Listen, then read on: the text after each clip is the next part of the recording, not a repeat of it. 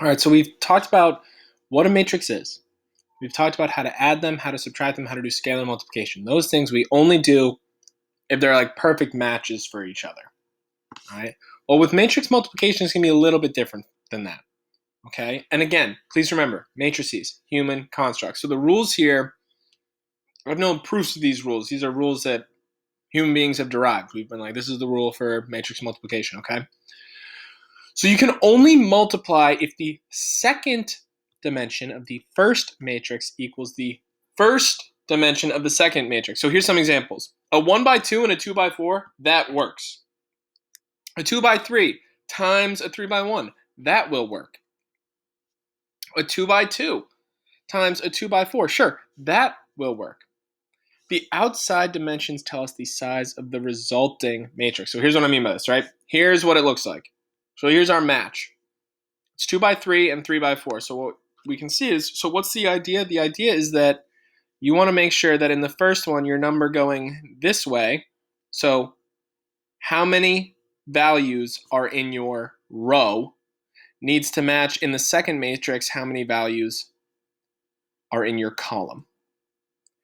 And the resulting matrix will be 2 by 4. Here's why. You're going to wind up doing this. Okay, so this times this, this, this, and this, and then the same thing's going to happen where I'm going to need to take this times this, this, this, and this.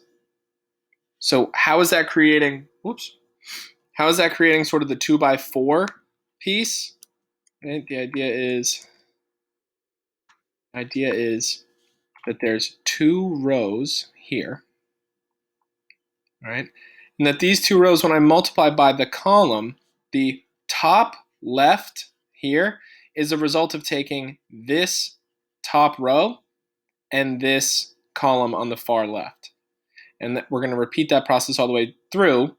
So each, like this one represents this column times this column.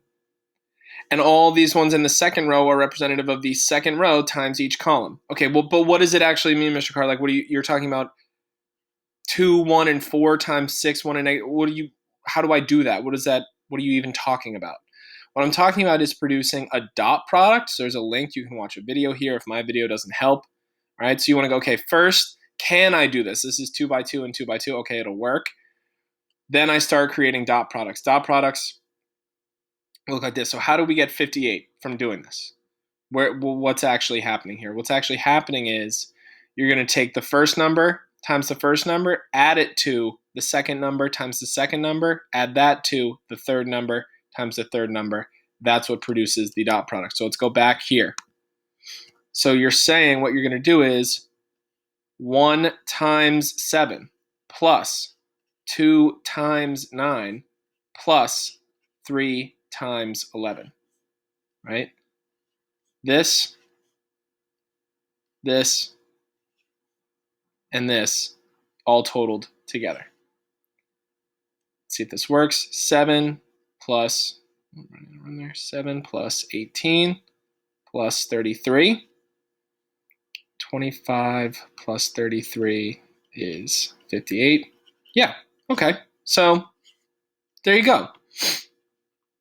So the process is repeatable. The problem, of course, is going to be, okay, so Mr. Card, you're going to make me do this how many times? That's where you start getting, okay, that's a little annoying. So this is a great, kind of an easy example because we're doing it. This is a 2 by 2 times a 2 by 2. Does it work? Yes, because this matches. That's good. And then this by this tells me that the result is also going to be a 2 by 2. Where what's here is row 1, column 1 times column 1. And this is row 1. Oh, I'm running out of room here. It's a better way to do this. Right? The resulting 2 by 2 is going to look like this. Row 1 times column 1 next to row 1 times column 2. Row 2 times column 1. Row 2 times column 2. That's what creates the 2 by 2. Is that first I need to worry about this by this. That's how I get row 1 and column 1. Then I need to worry about the green times purple.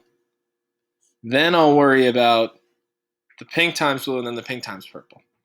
All right, so this is a pretty straightforward one in terms of dot product. Okay, row 1, column 1 is just going to be this and this. So we'll do -1 times 9 plus 4 times 6. That's -9 plus 24.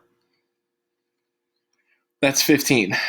And I would just repeat that process as many times as I need to. Here's all the work done out.